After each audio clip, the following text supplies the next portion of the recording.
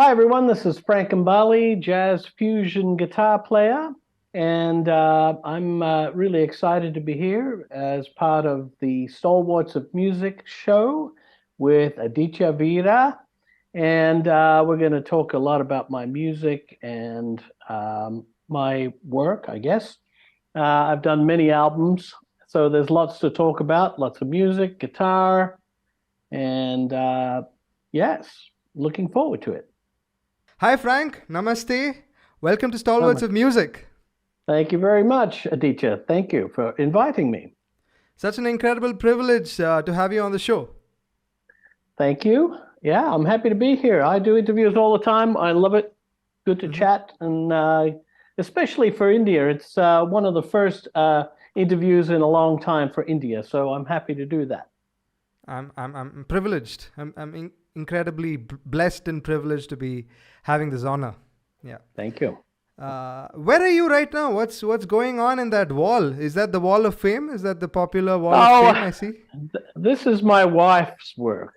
Wow. She Incredible. insists on putting my stuff on the walls, or at least some of it. My whole wall and the whole studio is hmm hmm covered in posters and Wow. accolades and stuff like that, and album covers and hmm a lot of magazine covers. Sadly, magazines, in the hard print don't really happen anymore. But I was on lots of magazine covers, and so we like to keep them on the wall for memory, and hmm it's fun. Where are you And right now? I live in Barcelona, Okay. just north of Barcelona in Spain. hmm And I've been here about 3 years. hmm Before that, I was in the US in Los Angeles for 40 years, Okay. more or less. That's where really my career got established. All right. But before that, I was born and raised in Australia, in Canberra, the capital, hmm to Italian immigrant parents. So I Okay. left there when I was about 22 hmm and moved to LA, the big smoke. Marvelous. That's quite a incredible journey, in terms of all the places that you've Yes. lived in, and here we are in this wonderful podcast. Finally, Yes. Where are you? Are you in Mumbai? Where are you? I am currently in the southern part of India, in the state of Tamil Nadu, in a place called city called Coimbatore. That's where I'm Hmm. at. Yeah. Okay. So I keep Wonderful. I keep shuttling between Coimbatore and Bangalore. Sure. Bangalore, yeah. I've been to Bangalore. Mm-hmm. Yeah, yeah, I've heard a lot. We'll come to that. Okay. So I have a couple of very interesting questions as part of our agenda today. So shall we get started? Of course. Please do. Alrighty. You are a guitar scholar who's written a lot of interesting material on music. Apart Hmm. from being such a prolific musician, you are the pinnacle of your profession. So why Hmm. and what role does the guitar have in the community? What is its value, meaning, and relevance?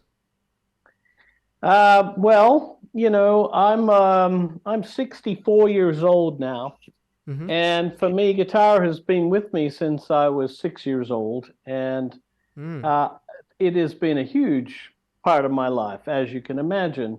Okay. Uh, I love to teach as well as perform, so I've Mm-hmm. always kept up these two worlds going concurrently. All right. When I was 16, I had 40 guitar students, so Mm. it's something I've been doing for a long time. Wow. I love to see the light bulb go on in people's heads when they get it. Okay. So I've found lots of great ways to teach Mm-hmm. in a way that can make complicated concepts easy to follow, and there are easy ways to do it. For me, the whole idea of teaching is to impart information, but it makes no sense if the student doesn't understand it fully. So I Okay. found lots of ways, and years on, after many books and videos on instructional material that have been sold the world over, Mm-hmm. and I get letters and email all the time thanking me for a lot of the material I've presented Okay. over the years. And now I have an online school called frankandbaliguitarschool.com. Mm. where I really get to do some fun and interesting courses for the World Wide Web. Okay. But of course, I love to write music and perform also. So I've been touring heavily pretty much all my life. I've slowed down a little bit in the last few years, but I love to get out and perform my music live for people.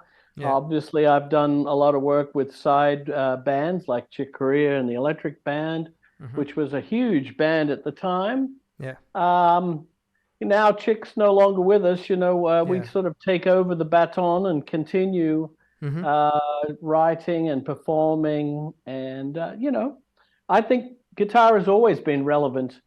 It's one of the main instruments for composition. Yeah. And nothing's going to change that, I don't think. I mean, people are cutting and pasting Yeah. music samples, but it just all sounds the same. Mm. And often there's no musicality Mm-hmm. attached to it. It's just, oh, that sounds good, and that sounds, but whether it really works or not harmonically or even rhythmically is Mm. questionable sometimes. But of course, that's technology being used for music.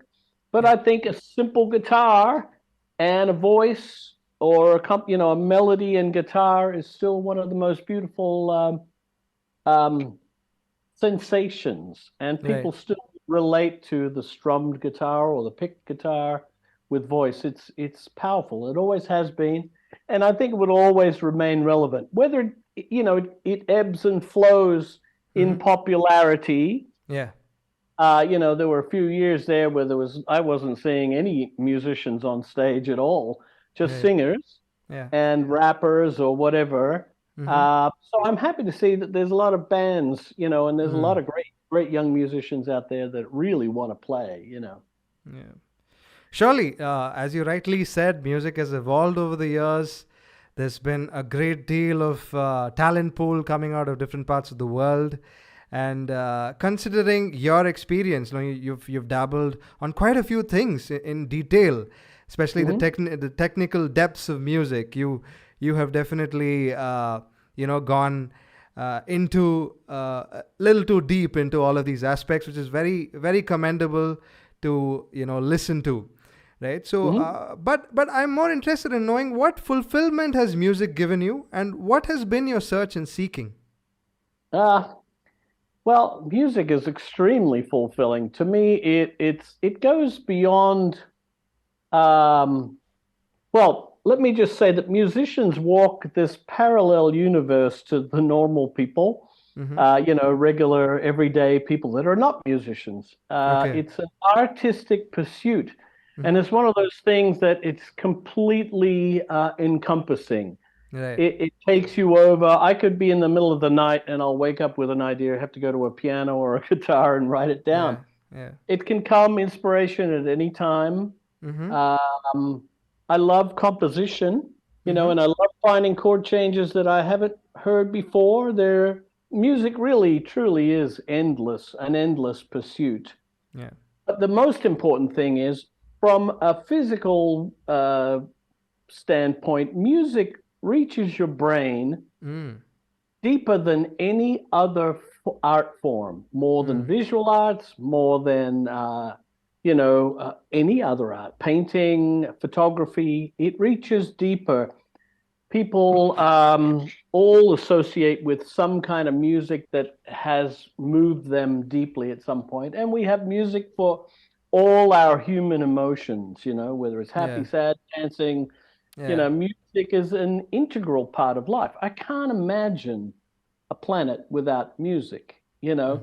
And it's always interesting to me that in schools, for example, a lot of schools, the first thing they cut is the arts or music out of their programs. And I've always been confused as to why people think that, math or science is more important than music. It Yeah. really, it really isn't. Uh, so, it would be better to cut a little bit of each of the programs rather than just, cut out music, because I think it's fundamental. Yeah. Learning music makes you smarter. Mm-hmm. Uh, it's proven over and over when children learn music, there's so much involved, Yeah. and especially group music, having to participate, having to play their part right, having to focus. Mm. There's a million things going on in the Yeah. brain at Yeah. once. It's incredibly important, and I won't let anybody tell me otherwise. uh, Even more interesting is fact that you mentioned right now was the whole aspect of the brain and how people can sort of understand things better if music were to be involved. You graduated from the Guitar Institute of Technology in Hollywood with the Student of the Year honors and later taught there, I believe, for a stint. Yeah. Hmm. In terms of academic brilliance, what kind of mind did that sort of yield and breed for someone like you? Do you ever feel constrained as a musician seeking expression in terms of what you're doing? Um, you know, Academic stuff is one thing, but actually making music and composition and finding harmony and writing songs that you believe Yeah, are new and go in directions that haven't really gone before. yeah. And also, technically, the way I play guitar, I created a style Mm-hmm. that has become part of the music, the guitar lexicon of techniques. It's become an Yeah. accepted technique where nobody was really doing it before me. Mm-hmm. So there's the technical side, there's the harmonic side, Yeah. and so the academic thing is one thing. Like to me, a diploma means nothing unless you're actually creating and using the skills that you've learned throughout a lifetime. It's funny to me, like you could be a lawyer, go to a university, and in 6 years get a legal degree, and you can become a lawyer. In Mm-hmm. 6 years on a guitar, you're an absolute beginner. Yeah. It takes about 20 years for it to start to make sense. Yeah. And Yeah. then at 30 years, you're really starting to evolve into something, So it's Mm. a lifetime pursuit. Yeah. I'm not sure if I answered your question, but that's where I went. Okay. All right. Going back to the aspect of music or composition, what prompts you to work on the basis of a particular theme or an image? What sort of becomes the impetus or the catalyst, considering how prolific you are at your art? So you've worked on close to about 14 plus solo albums. You've written more 20, than 20. 20 now? Oh, wow. Okay. Yeah. Wow. But Yeah. Yeah. you have more to that question. Yeah, I have a little more to that question. So you've written more than half a dozen books also, Mm. in terms of Not to music. mention courses I've written for my school online. Yeah, yeah. Yeah. And you have your own guitar school, like you mentioned, the Frank Hmm. Gambale Guitar school. guitar school. Yeah. So Hmm. I'd like to understand, is there a gestation period, in terms of you getting to think about what you're doing in terms of, say, compositions or writing educational courses or books on Hmm. music? Do you have time to think about what you write? Like, what's the gestation period like amidst all of these Well, things you do? Yeah. all of these things require work. Yeah. Picasso once said, inspiration has to find you working. Mm. I love that quote because Yeah. when I need to write music, I have to get in front of all my gear, turn it all on, and be there in with my instruments and start from nothing. It's Yeah. like a painter who starts with a blank canvas. You just start. Mm. You Mm. begin, and things evolve as you, if you have skill, Mm-hmm. you tap into those skills. Okay. I can also be inspired by a great work of art. I'm a huge Salvador Dali fan. I love the Oh. surreal paintings. His Mm. house is 1 hour from my house, and I've been there many times. It's a museum now. Wow. I get inspired by great works of art, whether it's Okay. Picasso or I can go to museums and go stand in front of a great piece of work and practically in tears sometimes. I'm moved Mm. that much. Or it could be a Yeah. place, Yeah. it could be a person. There's inspiration can come from anywhere. Mm. In the end, you have to sit and work. Yeah. Nothing comes from nothing. You have to put the time in. Yeah. Sometimes it takes me months to Mm. write one song, and other times it'll take me 15 minutes. It feels like sometimes they're already written, they're just coming through me.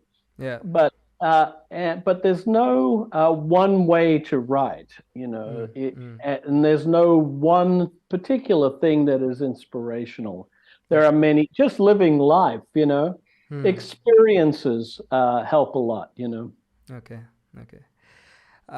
Beyond the skin of being a world class musician and an educator, do you ever experience or wanting to reach out for something beyond other than what you are doing and where you are?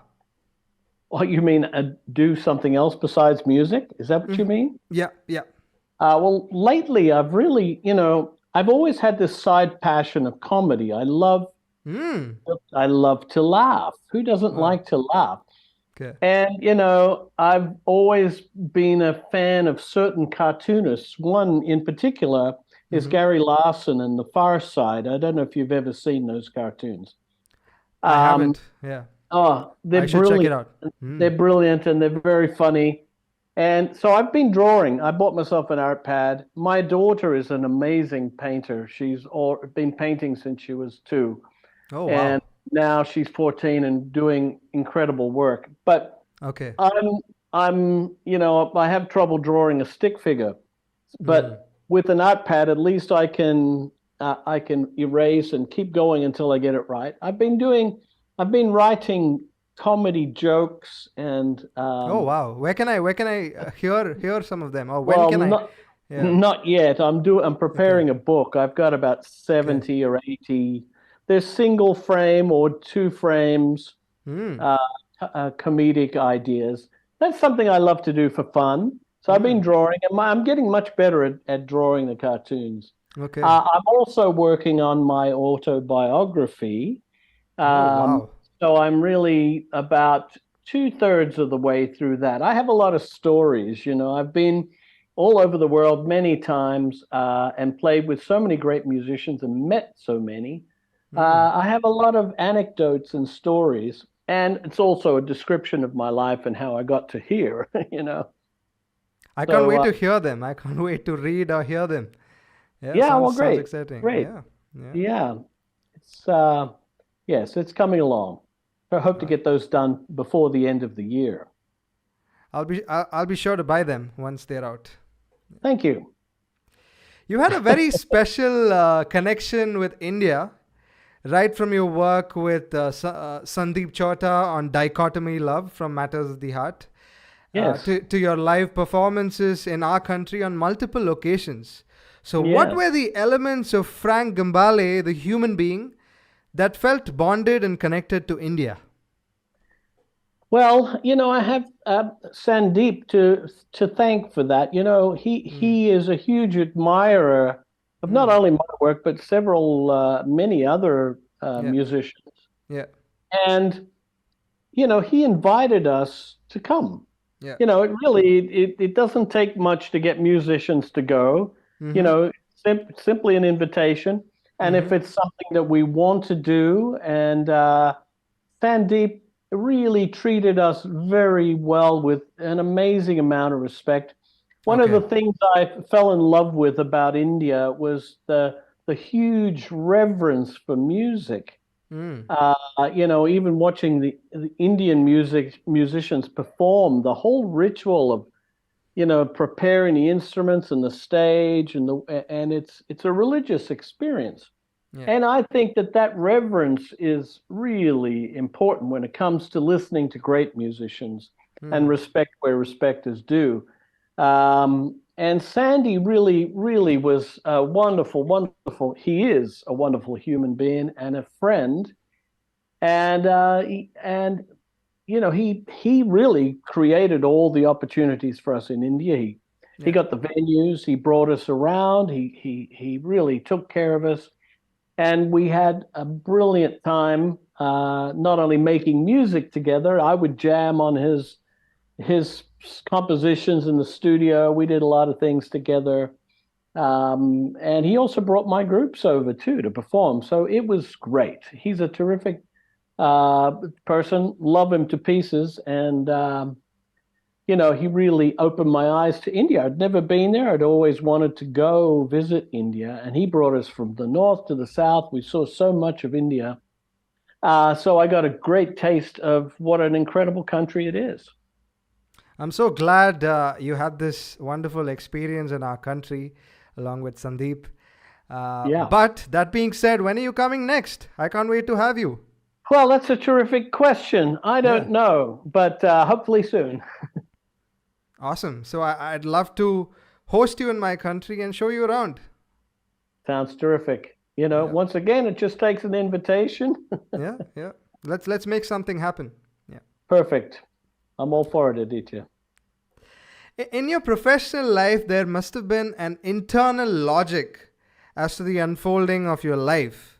So could you elaborate a little bit about the same? Internal logic. Well, I don't know why I became a musician. It's almost as though I was born one. So that it really wasn't a question of logic. It was more like, this is what you're here for. This Mm, is your mission on earth, is to create music and develop uh, innovations on the guitar. I even invented something that's, I believe, more important than my technical ability, my technical sweep picking. mm, And I've developed a new tuning, a new way to string up the guitar and tune it, mm-hmm, where it enables me to play incredibly close voicings like a keyboard player. mm. Um, so, because there are certain limitations on the standard guitar tuning. Right. And this new tuning is, I call it Gambale tuning, Yeah, yeah. and where does this stuff come from? Again, it's you have to be working, you have to be thinking, you have to be creating for this stuff to happen. So my motivation was always to be the best musician I could possibly be. There was Okay. no middle ground. Mm, I don't want to be medium or mediocre. I never wanted to be that. There were periods of my life where I practiced, 12, 15, 18 hours a day. I was wow. completely insane for Yeah. a year, for years at a time. Mm, And so that's what it takes. So if you really want something desperately and badly enough, I wanted to be the best I could be. And the mm, music I was listening to was incredibly inspirational. A lot of Chick Corea and Brecker Brothers and Beatles and Earth, Wind and Fire and you name it. There was 100 groups I listened to. Steely Dan, yeah. all incredibly inspirational. I remember when a Steely Dan record would come out, I would disappear. I was in my teens. I would Mm, disappear for 2 weeks. wow. No one could see me because I was transcribing and listening and working out all the chords and the voicings and the harmonies and the horn sections. I wanted to know how it all came together, thinking like a producer Mm, and composer. Uh, you have to be that crazy. yeah, yeah, yeah. You have to be that inspired and that hungry. I was very hungry as a kid. I really wanted to be, doing what I'm doing. I never Mm, thought I'd ever end up with, 36 years with the great master Chick Corea, yeah. or traveling the globe with my own band. I mean, and playing Mm, my music to the world. yeah, I yeah. remember there was a point in time when I first came to America. I had to I came to a crossroads, Mm-hmm, and that crossroads, one was, do I want to be a sideman? It's the easier route to take, mm, sideman, and you don't have any responsibility as a sideman. You just show up, do a great job, you sound good, and that's it. But I wanted to be the artist. I okay. wanted my name on the marquee. I wanted my name on the album cover. It was Yeah, my music. And plus, I had a lot of music in yeah, me that yeah. had to be expressed. And Mm, so it was at that point I went, it's a much harder road yeah. to be presenting your own music to the world. Mm, You know, when it's easier to do covers or do other people's popular songs or whatever. Yeah. I wanted to write my music. And it's much harder road, but ultimately more rewarding because and more satisfying in the Mm. end. Yeah. Yeah. I'm sure you've done a great deal of work, practice, rehearsal, and Yeah. a lot of your efforts have gone into this music, and that's why it's so mesmerizing to hear some of your tunes, Thank which you. are timeless. You know, which are, it's got this quality of timelessness when I hear some of your songs. Yes, well, Yeah, I'm glad you say that because, yeah, I listen to all my records. Every now and then I'll stop and just go back and have a listen to my body of work. yeah, And it still sounds good to me. So I'm hoping yeah. it still sounds good to everybody else that listens to it. Certainly, they sound pretty darn good. Hmm. Do you have a favorite? My personal favorite right now is Dichotomy Love, the one you did with Sandeep. All right. Yeah, Beautiful. yeah. Yeah, yeah.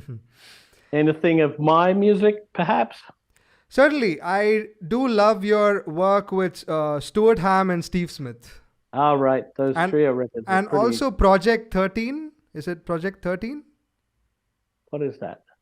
I don't know The what that. the latest one from 2023. Was it called Project 13? If I'm not Was it mistaken. something I played on? Uh huh. Perhaps. Yeah, yeah, Yeah. yeah. Must be Yeah, a I can't. collaboration. Yeah, it's called Yeah, I Project think 13. that's. Yeah, Yeah, I don't really remember. I do so many sessions for people. yeah. People send me files to play on all the time. But yeah, and that's great. also and also the smooth jazz album that you did, I really liked Bondi Beach Oh and a yeah, couple of thinking out other loud. yeah, a couple of other Thinking out loud. surreal tunes on that. Yeah, Lovely. that was a beautiful Lovely. record. Yeah, I Yeah, agree. yeah. Yeah. All right, good. So you have been listening. Just Mm. checking. That's good you checked. Caught me right there. Yeah. Caught you off what guard there. what form and shape does your belief in the divine take? Is there a practice that you personally associate yourself with? Um, I answer this like many people do. I feel spiritual, but Hmm. I don't practice any one religion. Okay. I think in general, most religions are seeking the same deity, if you want to give it that name. Yeah. Um, I believe in right and wrong. Mm-hmm. Um, I've read lots of books on this. One in particular was The Road Less Traveled by Scott Peck, Mm. where he says God is your Yeah. consciousness, Yeah. your conscience, I should say. So I believe if you stop listening to your conscience, then that's when you go off into bad areas. Mm. Because Mm. ultimately, as a human, we all have this voice that tells us whether something's right or wrong. Yeah. And that's what it comes down to for me. There's really right and wrong, Mm. good and bad. It's really black and white. Yeah. So people have to choose which side of the fence they want to be on, you know, positive, negative, Yeah. happy, sad. It's all a choice. Everything's a choice. Yeah. And so I'm spiritual in that way, Mm. and I think art to me is a high art, a high spiritual art. Mm-hmm. I'm very serious about music, Okay. uh, but joyful at the same time. To me, when I perform, I don't feel like I'm in my body at Mm. all. It Yeah. really, it's that thing where your eyes are open, but you're in this other space. It's the right brain, and that's where you really have to be if you want to perform honestly and spontaneously Mm-hmm. without any preconceived idea of what you're going to play. Yeah. We fall into traps where we play patterns or things that we know, but to truly, as one of the things I love about jazz music Mm-hmm. in particular, is the improvisational aspect of it, Yeah. where I'm always reaching for things that I've never played before. I Mm. had this conversation with Chick Corea. He says improvisation means to have no preconceived idea of what you're going to play. Yeah. And many people would come and hear me or Chick Corea or great jazz musicians play. They may hear one concert, one night, and then the band moves on. The people stay where they are. Yeah. What's important is, and what's missed oftentimes is that when I hear myself play or I listen to Chick every night, Yeah. it's like it's him, but Mm. he was really searching Yeah. every time, never played the same thing twice. And Yeah. that's what I strive for too when I perform. And that really requires right brain, Mm. off Yeah. into some other side of the universe there, the instinctive side. Yeah, like you said, it gets to be a mechanical process for a lot of musicians when they kind of repeat the same task over and over again, doing the same set list or the same performances. But the beauty of musicians like you and Mr. Chick Corea is the fact that you improvise and you bring in something new every concert. It's this new dimension of exploration that you take your audiences through, which is very Yeah. commendable. Yeah. Well, that's the nature of jazz. I mean, a huge part Yeah. of it is improvisation. I Yeah. play my themes. I always Yeah. play the melody and the theme, Yeah. then leave a very large space to Yeah. for the joy of improvisation. Yeah. And I think improvisation is one of the highest, Mm. probably the highest art form. People, I don't know if you've seen the movie Amadeus. It's an old movie now, Mm-hmm. about Mozart. Where do these, I think the jazz, all the classical composers, the great composers, Mm.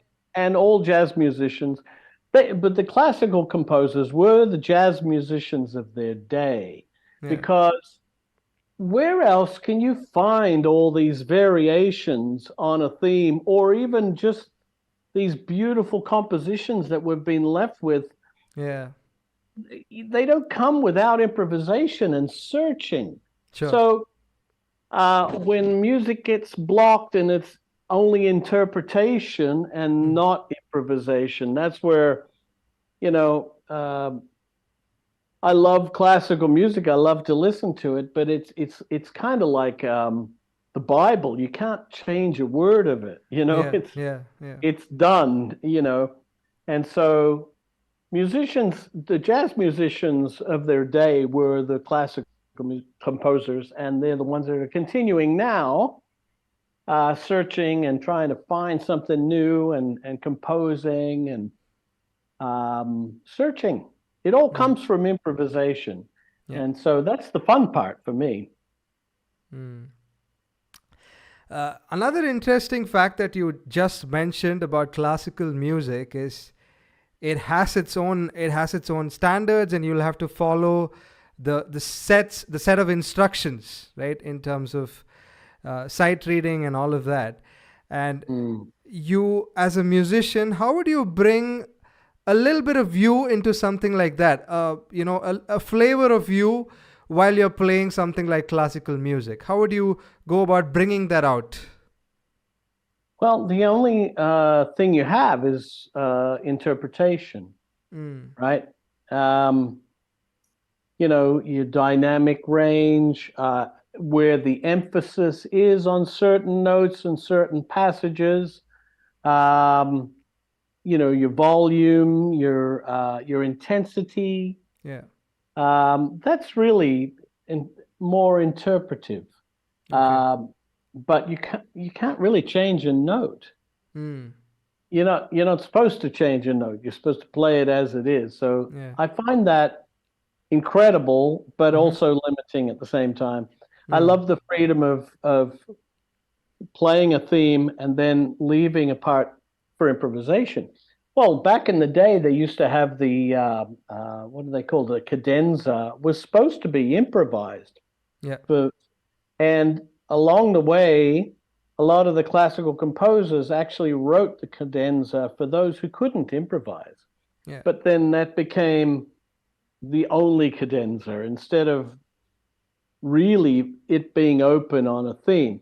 In Yeah. Amadeus, you see lots of times where Mozart will take one of Salieri's themes and he'll listen to it once and go, yeah, that was all right, but you could have done this or this or this. You could have played that or that or that. He did 100 variations like this. Mm, mm, The improvisation uh, the critical part for me for music. The enjoyment of music, the art of music, the highest level of music to me is really improvising with a yeah, great band of musicians that are all at this peak, you know, yeah. and exploring all together spontaneously. It's magic. We did touch upon improvisation, and then you spoke, uh, a lot about interpretation as well. Mm. I am also interested in knowing from you, as you're someone who gives a lot of emphasis to economy of expression, both in terms of playing and composition. How would you elaborate your process when it comes to economy of expression? Uh, well, I don't know if I think about economy when I'm writing. Mm-hmm. For me, I love melody. Okay. I think um, for me, if there's too many chords, if it's chord, I've got nothing to latch on to, you know. I Yeah. like each chord, each harmonic sound to at least have a little time before it moves on. Yeah. You know, at least one chord for a bar, and maybe two sometimes, but that's it. I like the melody to be strong. Mm-hmm. Um, and I like to find chord changes that the hardest part for me now when I'm composing is finding something fresh. Mm. When you've written so many songs, each song has something. I don't put out a song that doesn't have something special in it. And that's something I learned from especially listening to Chick or Brecker Brothers or even Steely Dan in song form. Yeah. Every song has some chord changes that are unique, Mm. and that's really hard to achieve. I don't Yeah. want any fluff on my records. Every song on the record has to be, contained and has to have something special in it. Yeah. So that gets harder and harder, but it's not impossible. It just requires time. There's a song on my latest record, and I remember when I was writing it. The album is called Salve, and the song is called Love is Always the Answer. Mm-hmm. And I must have written 20 bridges. Wow. It's an not improvised, it's a melodic instrumental passage in the middle of a vocal tune. Mm. And I must have written 20, but I kept going, no, no, no. I've been there. No, a bit derivative. Oh, do I want to let it go that easily? I mean, I struggled. I don't often struggle, but this one I really wanted the bridge to be special, Yeah. and I kept working at it. The point is to keep going. And not give up on wanting it to be the highest level you can achieve. Mm. And so in the end, I got exactly what I wanted, but Okay. boy, it was a labor of love. Over the past couple of years, we've heard only a few of your songs, your solo work. Why is that? Mhm. What, you mean less albums? Uh huh. Uh huh. Well, maybe it's because the music business has changed so much. Okay. Okay. Um, you know, it's becoming like a failed business model, Mm. basically. Yeah. When you have people like Spotify who make $1 billion a month and they're saying that they're running at a loss, and the percentages that they pay to musicians, Yeah. some of my tunes get 0.00001 cent per play. I mean, Yeah. who negotiated this? Um, Yeah. Back in the day, I came in at the tail end of the record business when there was only CDs and there was only Yeah. vinyl and cassettes, and you would make, it becomes a financial thing too. As much as I love music and making music, it's getting to the point where nothing or very little comes back on investment. If you're Mm. investing this much and the return is this much, at some point you got to go, I got to find something else to do.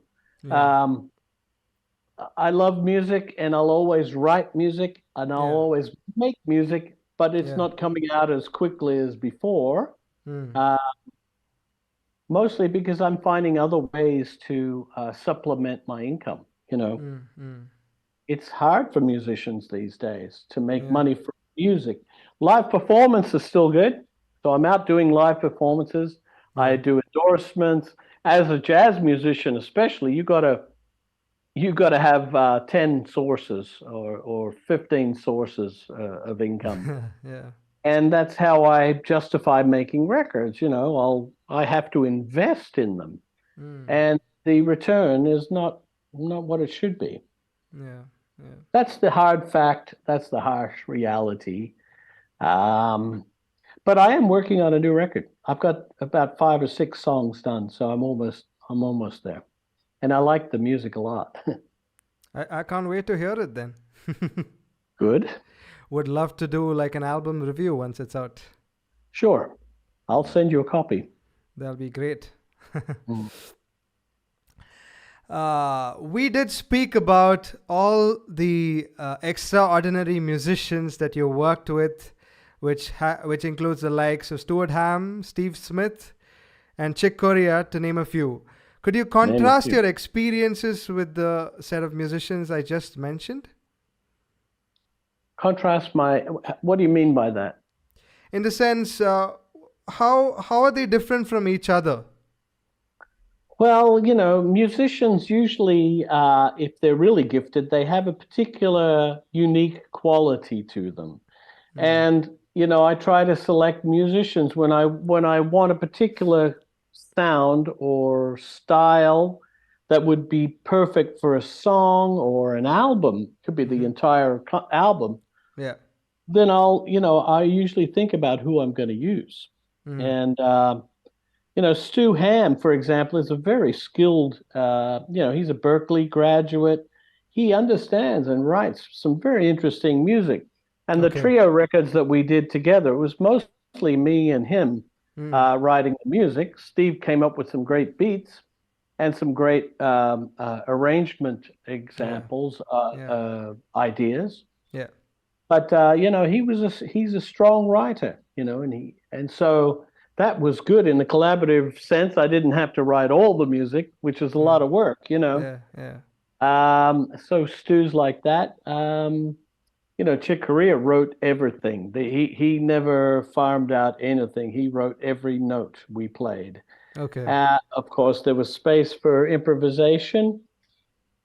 True master, I wouldn't touch a note of his music. Mm. It was Mm. always absolutely perfect. Didn't need anything. Yeah. In my groups, I write all the music too. Because if you have a concept and you just have your ideas. I have so much music. When I go out on tour, I'm always struggling now. What am I going to play on this tour? I have to get it down to like 12 songs for a concert, and I have hundreds to choose from. So it gets a bit tough sometimes to find, well, what am I going to play this time?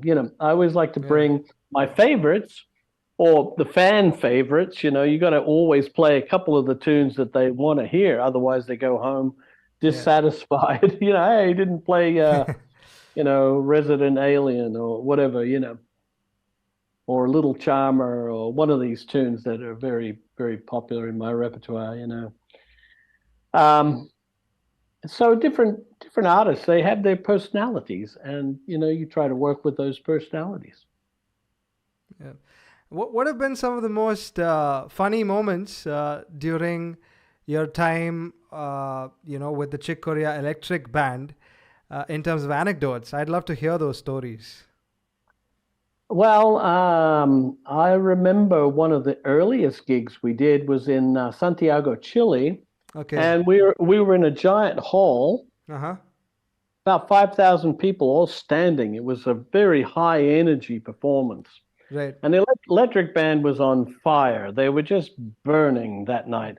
I'm sure. Uh, and so we're playing, and all of a sudden I can see that the giant mixer about two-thirds of the way down the hall, there was smoke coming out of it. Oh no. And I thought, this can't be good. And then it became flames, and then the My mixing goodness. console caught fire. And then all of a sudden there's, a fire extinguisher, all that stuff, and the whole PA goes out. Mm. So, we're in the middle of the concert Yeah. with 5,000 people there. They want to hear the music. So the guys just turned the monitors around and pointed them out to the audience, and we kept going just with monitors. It was pretty bizarre. Mm. Um, so there's probably a million others, but I can't think of it. I know a very serious one, not funny, but very serious. Mm-hmm. I remember being in Naples in Italy, Okay. and it was a sound check, and I had a big rack. Mm-hmm. Uh, was about so high, about 2 meters high, Okay. and Dave Weckl was behind me on a riser with his drums, and I used to face across the stage. Dave was facing forward to the audience at sound check, and there was a guy doing lights on these giant steel uh, poles with tripod legs, and Okay. there must have been 20 lights doubled up, two layers of lights, those cans. Mm-hmm. And there's a guy, he must have been about, you know, 3 or 4 meters off the ground, Mm-hmm. up there working on the lights, and we're playing quite loud, right? Okay. So Okay. I'm facing towards Chick across the stage. And then I turn around and I see this guy falls off. Dave's still looking over there. The guy falls and hits the ground. He's injured, but nothing too serious. But the worst part was that the lighting stand started to fall. Oh With my it, goodness. it was, you can imagine all these Mm. lights, and they were Yeah. on. It hit the side of my rack, Oh. and I just had 2 seconds to call out to Dave. Dave, get out the way! Yeah. It came crashing onto his drum kit, just completely wiped out and he just had 1 second to leap off the drums, leap back off his drum kit when it went smash, and lights and smoke, and oh my gosh, it can be quite hazardous playing concerts. Yeah. Yeah. But how do you think safety measures are right now at concerts? Are they better than what it was before to avoid such It mishaps? really depends on the production team. Hmm. Nobody wants to get hurt. Yeah. When accidents happen, it's like an accident anywhere. Yeah. I remember one time, Chick, there was a drum solo, Yeah. and we went behind the curtain, Yeah. and Chick was on the opposite side of the stage, and we're walking, and Chick, we see him, it's kind of dark, Mm-hmm. and we see him walking, and then all of a sudden he disappeared. Yeah. And somebody had left one of the panels out of the flooring behind the stage, and Mm-hmm. he went down about 5 or 6 feet. Uh, you know, he didn't It's get crazy. seriously injured, but I mean, this kind of Yeah. stuff can It's happen. crazy. There he Yeah. was, and there he wasn't. It was very bizarre. Right. I think it's time to make this conversation a little more interesting by inviting out a very interesting gentleman by the name Bruce Lee Money, who's a Bruce Lee pioneering. Money. Yeah, Hmm. Bruce Lee Money. He's a pioneering force in the Indian music scene, and Great. he is popularly known as a frontman of Thermal and a Quarter. He's known And as a what? Say that the, again. the frontman of Thermal and a Quarter, which is All his right, band. terminal on quarter. Okay, Quarter, got yeah. it. And Hmm. he is an equally accomplished music educator who has his own music institute called Takademy, the Thermal and a Quarter Music Academy. Like put Yeah. together as Tacademy. Academy. Yeah, Academy. Yeah. Brilliant. How's he coming on? Are you adding him to this? Yeah, I am. But before that, I'd like to make you listen to a little bit of his music. Okay, you can make me listen. Yeah, yeah. I'm not going anywhere. Let me do that. So that's Thermal and a Quarter for you. And the song is called Meter Melee 1.5. All right. So it is something to do with auto rickshaws, the tuk-tuks in India. Right. So Okay. wherein the auto driver sort of bargains that he wants 1.5 above the meter, about the fare on the meter to a customer, and this is a song about that. Great, play it. Yeah.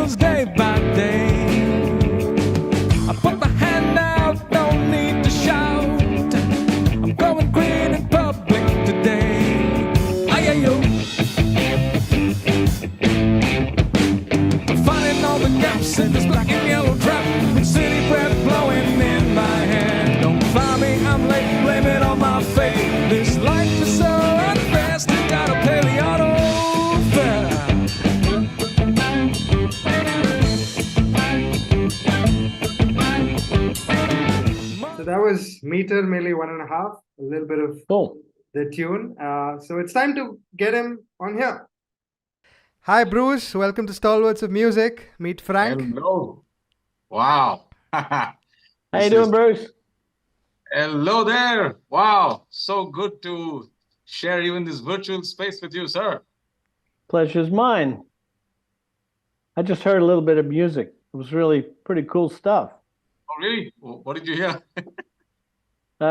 Something about 1.5 meter or something like that. Well, I don't remember the title, but it was cool. And so that was a song we wrote about the little auto rickshaws, the tuk-tuks that we have here. So it's right, a song of course. Yeah. Yeah, you have a few of those. Yes, we do. Too many, perhaps, but right. enough to get by. They're good, cheap transport. Absolutely. And so that you get the warm, balmy air of the city in your face the whole time. So that's right. And you let somebody else do the driving, which is always good. Always good. Wow. Wonderful to see you, sir. I've been, since Aditya told me about this, I've actually been catching up with a lot of your music that I kind of grew up listening to. I caught you live once in Bangalore when you played with Bunny Brunel and Virgil Donati. Right. The St. John's Auditorium. I was in the audience. That was the gig that I saw you live. And cool. We've all tried very hard and failed very hard as well to cop some of your incredible, guitar stuff. But always an inspiration, and thank you. Oh, sure. I'm glad you were there.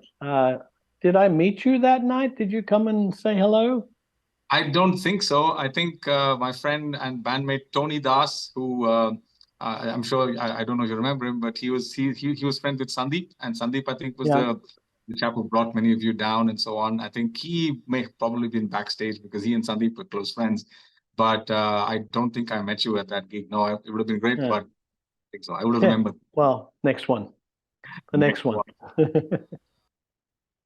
Great. Next one. Start this discussion. I see a lot of common strands among the two of you in terms of your efforts in music education and, of course, all the countless music masterpieces that you've been putting out over the years. So coming to music education in specific, both of you have two incredible music education institutes. Bruce has got Academy, and Frank, you've got your own guitar academy. So how do you instill a sense of curiosity and passion in your students that goes beyond the pursuit of technical mastery? Of course. I mean, to me, I never think about technique. People listen to my playing, and it's obviously technical, but I've never once thought of myself as or pursue technique. I could care less. To me, music is always first. Yeah, and to pursue a musical idea that can be very complex or very difficult to play, but it's the musical idea first, and the technique follows to be able to play that idea. Yeah, it's not the other way around, and so I think it's very important to inspire musicians. Not only, of course, you got to show them some technique and how to get around certain obstacles, but it's also important to teach them music and harmony and musical concepts and ideas. And that the two together, when they come together, that's the best thing in the world. I think it's important to have technique, but don't put the cart before the horse, Make sure it's a musical idea first. Your thoughts, Bruce? I couldn't agree more. I mean, we run a small school here, and it's mainly for hobby musicians, more than for people who want to become, serious professional musicians. And being as we do work with mainly, the hobbyist person who just wants to have music in his life for fun more than anything. This idea of the music coming first, the emotion coming first, and the idea of expressing yourself coming first is something that we have to start with. And then it almost organically comes from the student after that, because they're trying to express themselves and they find themselves lacking certain tools sometimes, which is when sometimes you say, hey, you know what? You've got to study some technique. You've got to understand some of the structures that music is built around. And when they have the tools, educate them that these are still just tools, and it depends on how you use it to express yourself that really makes a difference. And leading with, like you said, the horse and not the cart is really important. And for us, again, speaking directly to hobbyists more than very serious musicians, it's really important to keep them, because music, as we all know, it's not, while it's beautiful and wonderful to be involved in it, playing an instrument is a lifetime activity. It's not something that you master in 5 years or 6 months. Sure. Whole life, and even at the end of that life, you're still saying, I'm still scratching the surface. So for many people, especially in the hobbyist spectrum, they're easily discouraged by how hard it can be. Right? You're trying to play something, hands don't cooperate. You want to play this fantastic Frank Gambale solo, and your hands just don't do it. So that's when you have to sweat the hours and with the metronome and all of that stuff. But if you listen to the music first, you fall in love with it, and then the rest of it comes easy. Yeah, and it's also, it's important to stress all the time that music isn't a contest. It's not sport. It's not, so this guy's faster than that guy, so he's better. That's the stupidest concept, It's not sport, it's art. And, I've always thought of myself as a musician first also, and a guitar player second. Guitar is my instrument. It's the one that I use to express. And so it's important that students also realize it's not a contest. We all work at our own pace. You'll get there if you have the desire, and you learn and you study and learn your favorite music, learn your favorite songs, and find the joy in it. It's work, but it has to also be joyful. Absolutely. Awesome. Bruce, would you have any questions for Frank? Yes, I mean, there's a whole lot, obviously, but okay, I'm ready. Yeah, but one of the things that I struggle with now after quite a few years of playing, and is something that every time I meet one of my idols, one of the people that I really look up to as being, a formidable musician more than anything else, is especially in this whole domain of improvising, right? So when you're on stage and improvising, a lot is made of this whole zone that you try and get Yeah. into, where Mhm. your all the theory you've learned and all the technique you've practiced and all those many hours with the metronome are all forgotten, and you're in this kind of special space where you can do no wrong, and you're hearing whatever the context the music is giving behind you, and you're just able to invent spontaneously fantastic things. And it's beautiful when it does happen. What do you do to train yourself to be more receptive to that zone? Because Mm. I've experienced it a few times for sure, and it's been wonderful when it does happen. But sometimes it depends on the show, on the context, on the audience, on the sound, and everything else. But are, are Yes. there are there, are there specific mental exercises that you do to allow this state to come to you more naturally? I don't know if this makes any sense, but yeah, that's my Yeah. question. Okay, great. That's a great question. And it's really, if we have to explain it, it's a left brain, right brain concept, which is already proven to be true. The left brain is more your mechanical side. It's numbers, it's shopping lists, it's the mundane side of our existence. And the right side is the inspiration. And I'm always fascinated by this simple statement or question. Where do ideas come from? I think they're a kind of magic. You're walking along the street and all of a sudden, I got an idea.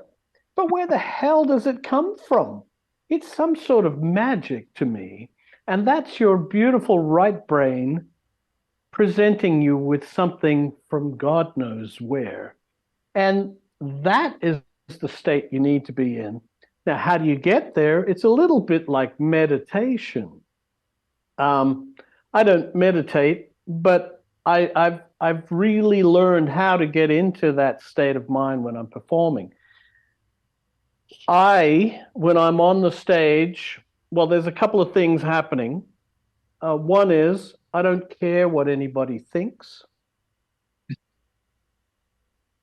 I could play the shittiest, it could be my shittiest performance or my best performance ever. I will always present myself at the absolute best I can.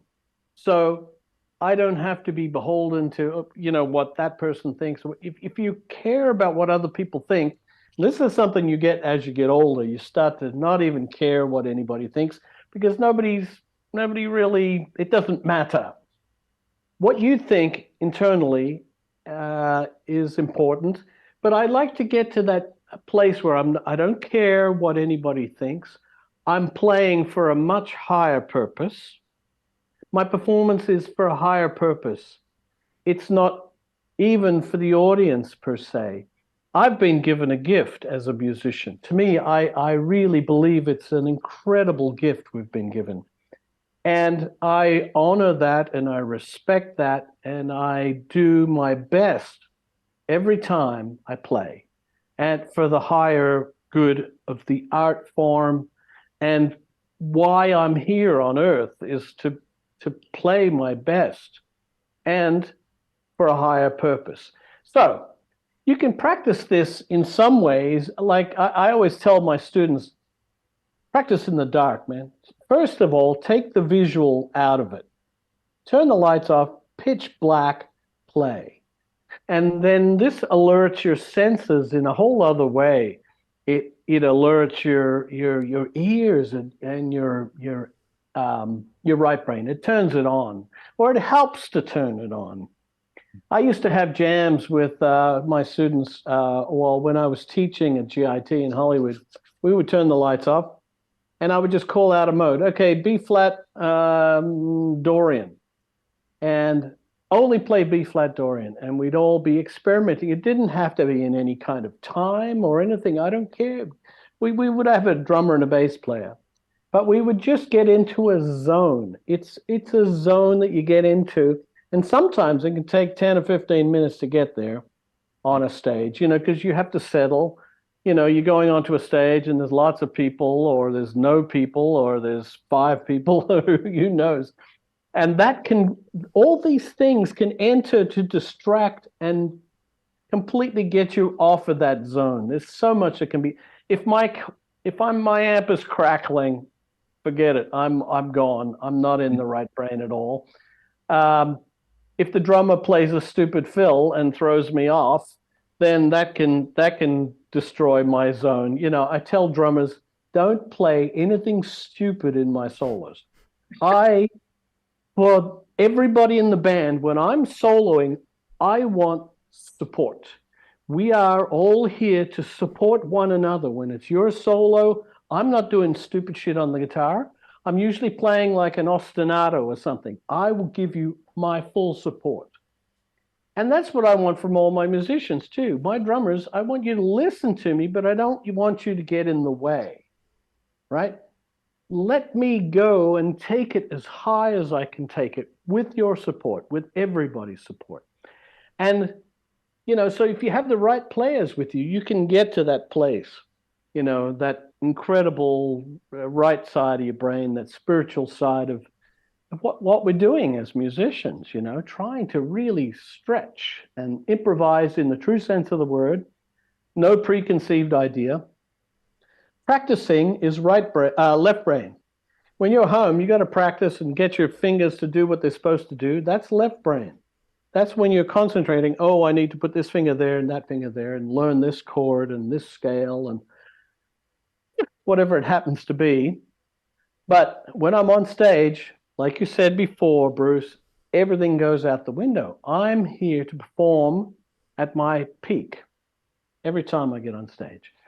And I don't know if I've answered your question, but at least I gave you some ideas. I think yes. And despite, I mean, I've tried all kinds of things, but this one thing I have not tried, which is just to play in the dark. I'm gonna use that. I'm gonna do it tomorrow. Okay, good. I'm an early bird, and I usually wake up very early in the morning to do my practice. And I'm trying to teach myself how to play the piano right now. I love the piano. It's kicking my ass at this point. It's it's It's a so whole much other the discipline. guitar, and so your hands are just like. I love the piano. I have a grand piano, and I write a lot of my music on piano these days. And I've been playing since I was about 17. I'm not that great, but I can play any chord and write and compose on there. I'm not going to play a solo of any kind, but but piano is incredible. Yeah, it's wonderful, and it's actually giving me a kind of even deeper insight into even songwriting and so on. I write a lot of songs, and the way you approach harmony on a piano is so much different. Also, that having just that one linear line of notes, unlike the guitar, which is 6 lines of notes, the way you think about inversions and the way you think about things is just so much different. And I find it's quite liberating in a way from guitar-centric writing. So it's wonderful. Sure. Having both is the ultimate. Having both is the best. Yes, exactly. And just this morning, you mentioned, because I was practicing my scales, and I realized how much, like on the guitar, after so many years, I don't have to look at the instrument. But on the piano, it's so necessary for me to look at both my hands. It's like a bloody tennis match. I'm looking at my left and my right, And just this morning, I was trying to do it with my eyes closed. And when you mentioned, turn the lights off, I should do that, because you can cheat with your eyes closed, but you can't cheat with the lights off. So. Right. Well, the thing is with piano too, one of the things I find the most difficult to do on piano is to get the independence and playing 2 different rhythms at once. Because as guitarists, everything is coordinated for one thing, whether it's a chord, whether it's a phrase or a line, both hands are in sync to do one thing. So having to do 2 things at once, oh my God, it's to me a huge source of frustration. I end up just playing block chords, so that it's still all just one thing, It's messing with me right now, and one of the first pieces I learned actually was Joe Zawinul's Mercy, Mercy, Mercy. Beautiful Yeah, little tune, really pretty beautiful small. tune. Yeah, yeah. That's got this little, left hand bounce that happens differently from the right. And yeah, it bugged the hell out of me for the first few weeks, but Yeah, you kind have of to getting on break top of it. it now. You have to break it down and do it slowly until you feel it independently. Exactly. Yeah. Yeah. So thank you for that. I think I'm going to spend some time in the dark every morning now, Good. trying to find the light. What's next for you? Can I call you I Frank? Of course, that's my name.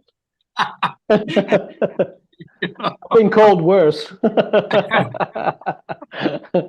It just feels weird. And you're one of those, people that we grew up saying, wow, to play like that. Oh, And so anyway, sorry, well, forget about thank this. you. Thank you. Let's not talk at the moment. But what's next? I mean, and I often want to ask, people like you this. Suppose you met one of your, one of the people that you idolized, one of the people that you grew up admiring musically. What would you ask them that I've would done probably that. be of I've help done to you? that. I've done that 100 times already.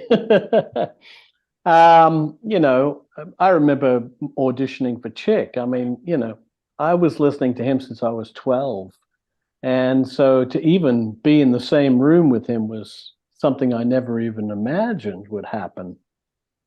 And I had, lots of opportunities to talk to Chick about improvisation and harmony and philosophy and all kinds of stuff. And it depends on who the musician is. Sometimes I'll meet somebody by chance. I remember meeting Steve Winwood backstage at the North Sea Jazz Festival. I was just backstage warming up. There was no one else around. And Steve Winwood walks into the room. Do you know Steve Winwood? Yeah. He's been around since Blind Faith and Clapton, those and Traffic and all those great groups he had. And he says, "Hi, my name's Steve." And I said, "I know who you are. Dear Mr. Fantasy," was what I said to him, and he laughed. What do you ask these guys? I sometimes feel like I'm just going to go, I just don't know what to say to the people. And some of them I don't even want to meet. I remember being in the same room with Zawinul and Chick, and just I'm okay to be a fly on the wall in this case. I've met Zawinul many times, and he was hyper guy, hyper excitable, Really? intense guy. Yeah, we were staying in the same hotel in Japan one time, and the Electric Band had a night off. We were all going to see Joe Zawinul's band, the Syndicate, play at the Blue Note in Tokyo. And I got in the elevator and I went down about 2 floors, and Zawinul gets on. He says, "Hey, Gambale, you got to come and see my band. It's the best fucking band in the whole world. It's the best one I've ever had." He was just real full on. I said, "Well, that's where we're coming to see you tonight, man. I wouldn't miss it for the world." Some of the people I've met have been incredible. Like, for example, one of my biggest heroes is Donald Fagen from Steely Dan. And he is one guy. I know many of the members of the band. John Harrington is a friend. He's been playing guitar with them for a long time. Fantastic guitar player. And Fagen is one of these people. I am so into his music that I don't want to meet him. Because I would just go, "Oh, do you like comedy? Do you like comedy?" Because I'm a big comedy fan. You have to see there's an English comedian called Bill Bailey. Write this down. I'm familiar with some of his work. Bill Bailey has a sketch where he explains going backstage to meet Paul McCartney. And it's one of the funniest skits I've ever seen in my life. And, I can't even begin to explain it. But he can't express himself. He can't get the words out. And that's how I would be with Donald Fagen. So I go, I've come this close. I could have been in rehearsals, and I went, I just don't want to burst this bubble. This is a bubble. And so I've met Dizzy Gillespie. His hand was the size of a house, completely engulfed my hand. And I went, whoa, that's a famous guy, it's incredible how many people I've met, being in Chick's presence, Stevie Wonder. I remember asking Stevie Wonder one time, he came to sit in with the Electric Band whenever we played in LA. He would always come up and play a tune. He'd play harmonica and maybe sing. And I remember after one of the jams we had, I said, Stevie, we could use you in the band, we could use a good singer and harmonica player. That's one thing, and he laughs. He doesn't really need, but it was fun to watch. One night, I remember Stevie had a new record coming out, which is one of my favorite of his records, called "A Time for Love," full of incredible songs. Like the hippest music, it's so incredible. He's an incredible songwriter, and he and Chick had just done "To the Stars," which was the Electric Band record, or one of his records. I don't remember which one, but they both went between sets to Stevie's car, and they're both playing their music for each other like kids. It's so beautiful to see that, it doesn't matter how old you are, Chick and Chick and Stevie Wonder, going, hey man, check this out. Oh, check this one out, Wow. So I don't know, depends who the person is when you meet them, what do you ask them? I usually just say, man, like George Benson, I love him. Whenever he's in town, I'll go to see him. He was in Barcelona. I live in Barcelona now. He came to town recently, and I went backstage to say, George, I love you, man. That's all I can say. I love you. You're just an amazing guy, amazing player. I actually asked him, I said, George, are you interested in like trading a guitar? Because I would love to own a guitar that you've played and you've had your hands on. I'll give you one of my models. And he says, yeah, I probably got one or two sitting around the closet. I said, great. Still hasn't happened yet, but I hope to get one soon. Oh, what do you man. say, George Benson? We're not worthy. Absolutely. Incredible man. And super sweet man. Yeah. We're the whole band is actually, we're huge Steely Dan fans, and we caught them live in Dublin. We were on a tour in Ireland, and we were lucky enough to be there when and they were playing that gig just after Walter Becker had died. So it was kind of a show for everyone. They were playing the O3 Arena in Dublin, and it was Steely Dan being Steely Dan and Dublin being Dublin. There were, I think, 14,995 middle-aged white folks and 5 brown guys sitting and watching Steely Dan. And well, yeah, Ireland's pretty white, isn't it? It's either white or green. But the funny thing is, the 5 brown guys knew every word, every lick, every absolutely. And everyone around us is turning around and saying, how do you guys know this music? Hey, that's an insult. Music is music. It reaches everywhere. That's one of the things I love about putting out albums. You never know where it's going to end up or who's going to hear it. I got, scientists that are fans. My brother has a tech company, and he says, man, I met this a geeky tech guy in Bahrain. He works for a bank and or some technology company, and he says, you're not related to Frank Gambale, are you?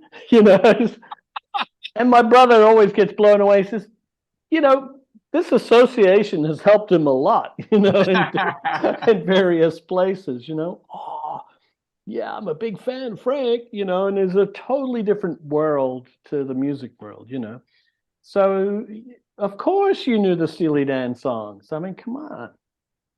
Absolutely. Yeah. I mean, like I said, every lick, every word, and all 4 of us just singing lustily along. Looking like, of course. Where did you guys come from? Well, that's what I said to Aditya before, when a Steely Dan record would come out. I remember in my teens, I would disappear for weeks until I had learned every song the harmony, the voicings, the keyboard parts, the guitar parts, the solos, the horn arrangements, everything, the vocal arrangements. And there was so much to learn. It was so inspirational, you know. And what I like most about that music is that you can sort of enjoy it on the surface because the melodies are cool, the grooves are cool, but then you dig deeper and it's like an onion. You can just keep peeling back layers and there's more and more and more and more and more. Yeah. What puzzles me is that they're always placed in the rock category, which is, I mean, maybe their first couple of records had kind of reeling in the years and, you know, easy stuff like that. But, you know, all the way up to their latest record, which was Everything Must Go. Everything Must Go. Everything Must Go. That is one of my favorite albums. One of my favorite albums ever made. The craftsmanship of their compositions, it's just brilliant. Fagan is, I don't want to meet him. I don't want to burst a bubble. I would just blabber, go blah, blah, blah, blah. I wouldn't know what to say to him. I steal from them all the time. Ideas, chords. Steely Dan. Yeah, steal from them all the time. I have so much I've stolen from there. I mean, but I think that it's part of this whole thing about music. I mean, I'm quite unashamed about like there's a fabulous guitarist in India called Amit Datta. I don't know if you know of him, but truly revolutionary guitar player. I mean, he thinks like no other guitar player that I know of. And every time I meet him, all I'm doing is stealing stuff from him, saying, "Hey, show me this," and then I'll take something, and then it'll show up in one of my songs or in some way or the other. And I think that's beautiful. The way I think it's how we learn and grow. When I say stealing, I think more like it's this thing about this is inspiration coming from someone else, and then you bend it through the lens of your life and your experience and your world of music.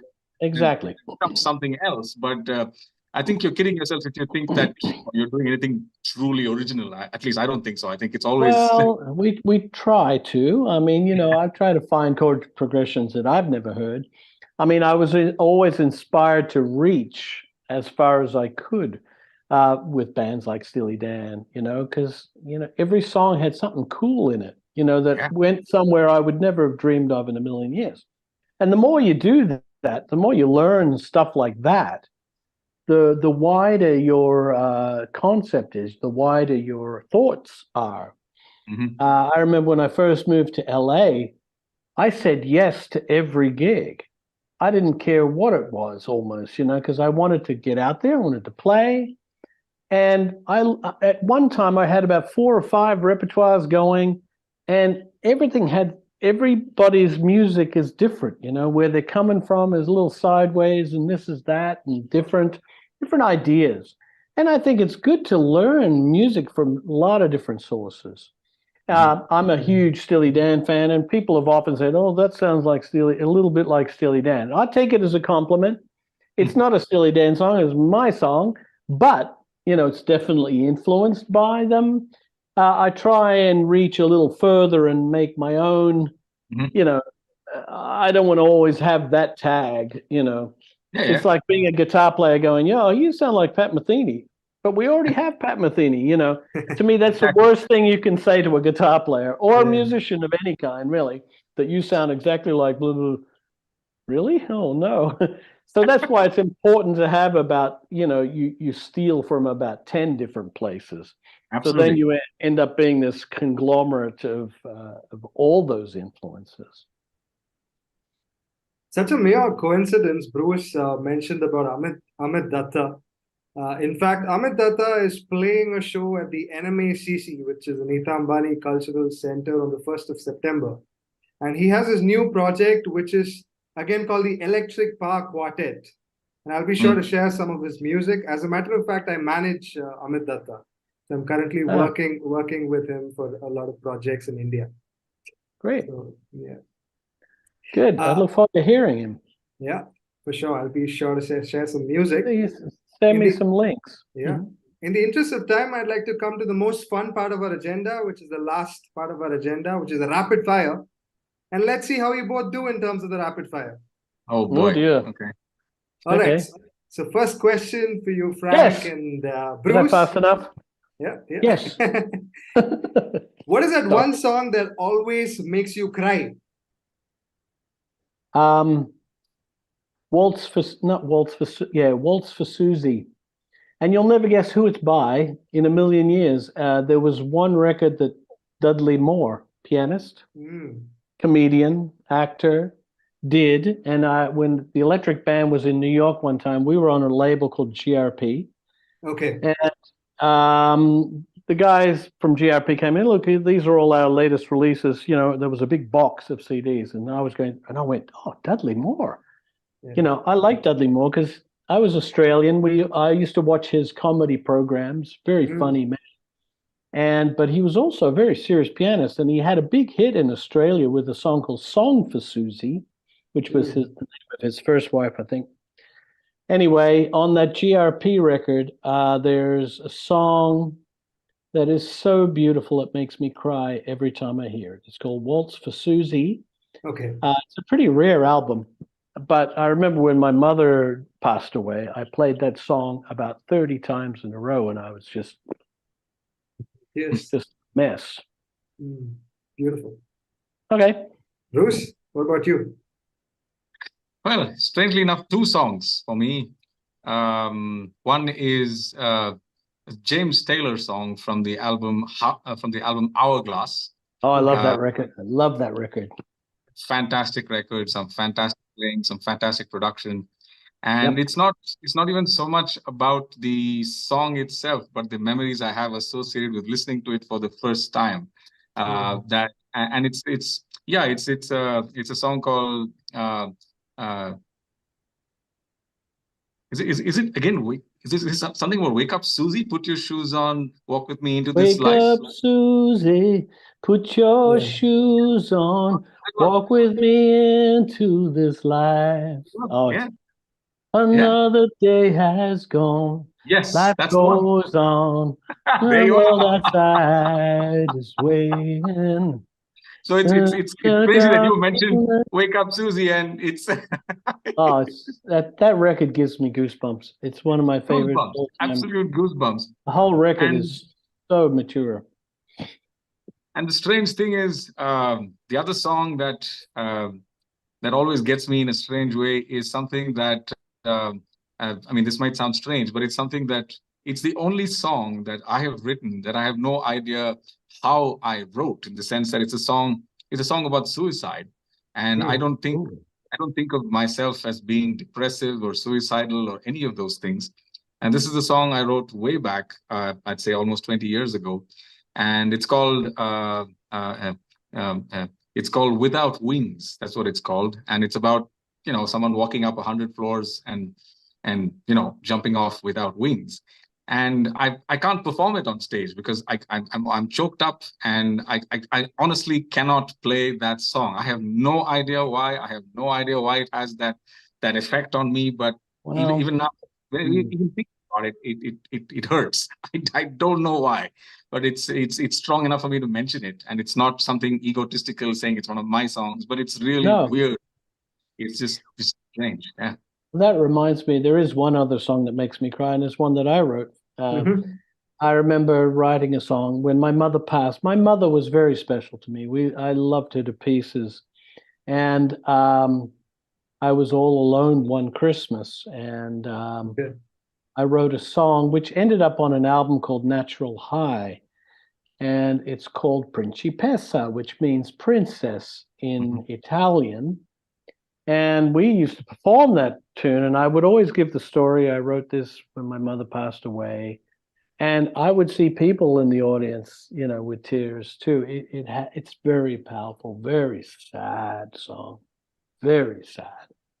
It had everything that it needed to have emotionally that came through the music. So I can relate to that, Bruce, having a song that you wrote, when you really get in touch with your emotions, that's when you're really writing, because I have to make people feel something. If they don't feel something, then they're not. Another song for me was one I wrote called Passages, the title song of an album called Passages. I was going through a heavy divorce. And it was one of those songs that I wrote really quickly after a huge fight and dishes being thrown at me and shit like that. You know, it was pretty deep. And yeah, some songs just come right out, and others Yeah. are. But you know, you have to be able to touch in on all emotions, and I'm glad. I'd like to hear that song actually. Now that you mention it. Yeah, it's a really weird song. It's without wings, and yeah, it's yeah. I'll send Aditya a link and he can share it with you. I'll share it with you for sure. Yeah. Please do. On the contrary, what is your favorite guilty pleasure song? Guilty pleasure song. Uh-huh. I have a couple. There's a composition I always play for my students when they want to hear a composition. And I said, this composition has everything you could ever imagine in one composition. And it's a Chick Corea composition called Music Magic on an album called Music Magic. Oh, it's called The Musician, excuse me. The song is called The Musician. Okay. It's incredible. And the other one is a Frank Zappa song called Inca Roads.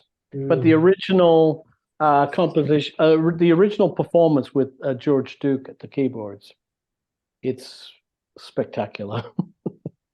Right. Guilty pleasure. Mm-hmm. I confess I have a huge love of 70s disco and some. Good. That's good. I used to play disco in disco bands, but so don't feel bad. No, I don't feel bad about it at all. It's a guilty good. pleasure. Okay, you're a rock guitar player. What are you talking about? And kind of thing. But I truly love some ABBA songs.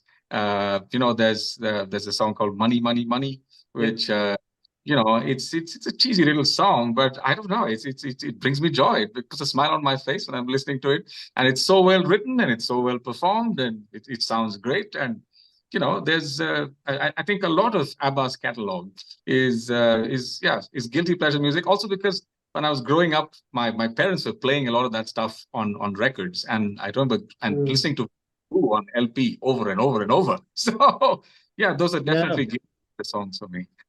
Well, yeah, that reminds me. And you know, probably no one would ever guess I'm an Olivia Newton-John fan, even though she is an Australian girl. But the guy who wrote a lot of the music for her was John Farrar, who was an incredibly gifted pop songwriter, and he wrote some stuff that was way out there. A lot of melodic minor harmony inside. There's one called Magic, and it's an incredible tune. It was a big hit for her too, but it's got the wildest chord changes. Fantastic. That's another guilty pleasure. There you go. Right on. If the two of you hypothetically had the chance to assemble an all-star jazz rock fusion band, who'd be in it? You can go first on this one.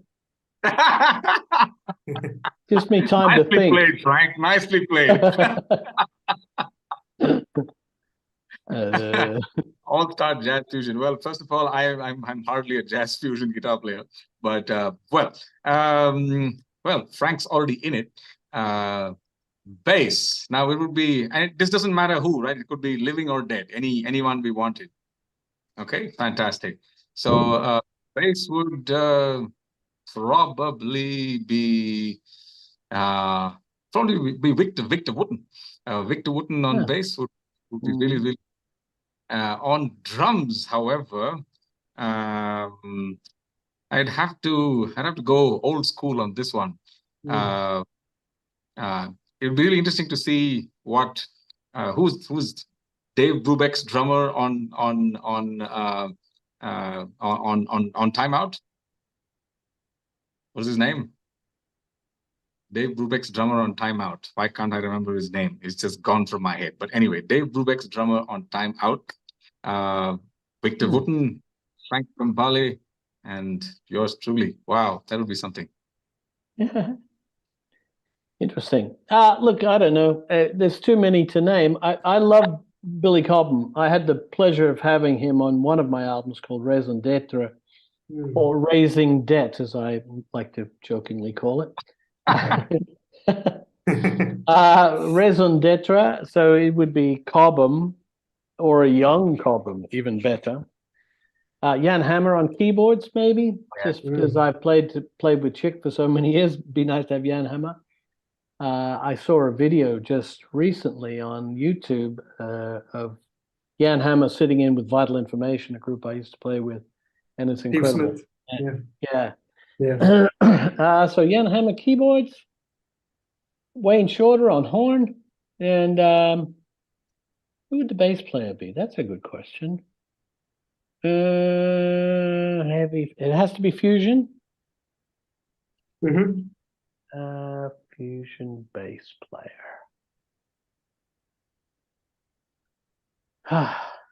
Bass player. It's a tough one. I do love Victor. Incredible. I love Dominic Di Piazza. I love Alain Caron. Geez, there's too many to name. Jaco Pastorius should be interesting. I did jam with him once. It's on video on YouTube. There's a video of me as a very young man jamming with Jaco. So that'd be it, pretty much, I'd say. What are the two qualities of a teacher that you personally embody? To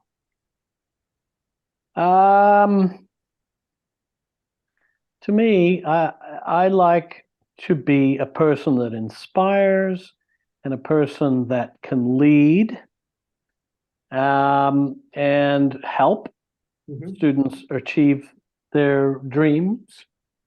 And I always describe myself like water running downhill. I'll always find the easiest way to play something.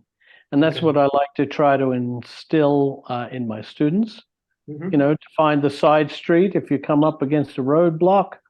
And that could be whether it's technical or whether it's harmonic obstacles. That's what I try to be, the guru.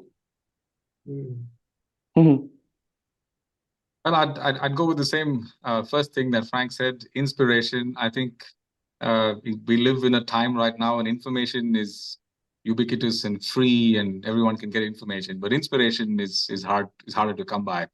And if I can find a way to get past the information to inspire someone, that'll be the first thing that I try to do with a student. After that would be I've been teaching now for about 20 years, and sometimes students want more than just a way to help them through musical things. This is going to be a slightly long answer, but there was a student that came and worked with us for a while, and he was one of our first full-time students. He spent 6 days at the school practicing 7 hours a day and all of that stuff. And at the end of 6 months, he was getting nowhere. And he was getting somewhere in terms of he knew all his scales, and he knew all his chords and everything else. But I like to think that music is best made when you also spend a good amount of time living a life, because you need to let things happen to you apart from just scales and chords. You need to fall in love, you need to fall out of love, you need to have money, you need to have no money, and all these things. And that's where sometimes music comes from.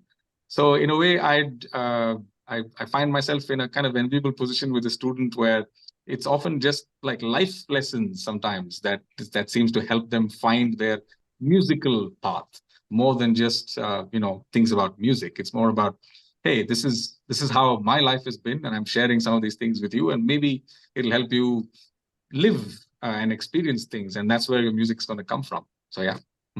Marvelous. One last question, which is a custom in all of my interviews, and I ask all of my guests this very question. So here's the question. Down in the distant horizon, what would you like to be remembered as? Guitarist.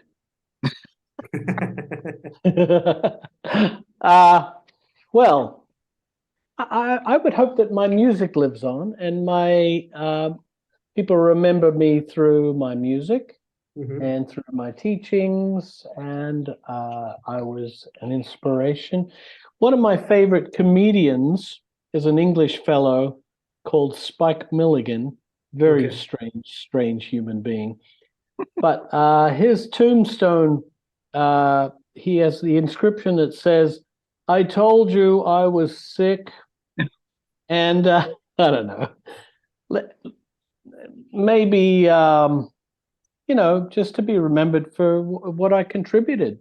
Maybe the sweep picking technique, maybe the guitar, the Gambale tuning, remembered for my work, but remembered as a human being too, and a person that lived and hopefully inspired others to, like Bruce said, inspired others to find their musical nirvana. And I don't mean the group. I'd like to, again, Frank said it'd be nice if the music lived past me. It would be nice to remember it as a bit of a storyteller and a chronicler and I mean, we've written, 10 albums worth of songs, and in a way, they call our music Bangalore rock because we've kind of written about this city and our lives in this particular, this state that India as a country is in. It's a very interesting country. It's a strange place, and it's perhaps one of the most interesting countries in the world. We straddle all these different universes and worlds, and yeah, so all of that. It would be nice to be remembered as a chronicler of a turn of the century India, urban India, and the identity that comes with it, and and all the mess of complexities and contradictions that is associated with that. It's kind of a complex, nuanced thing, and that's something we've been trying to do with our music all these many years. So yeah, and more than anything else, as a human being, parent, I have two kids, family, all of that stuff. It would be nice if they remember me well as well. Indeed. Great answer for a closure. This interview will be additionally aired on Big FM Shillong and Azol on their Sunday primetime show between 5 to 6 p.m. And it'll also be out on my YouTube channel and every possible audio streaming platform.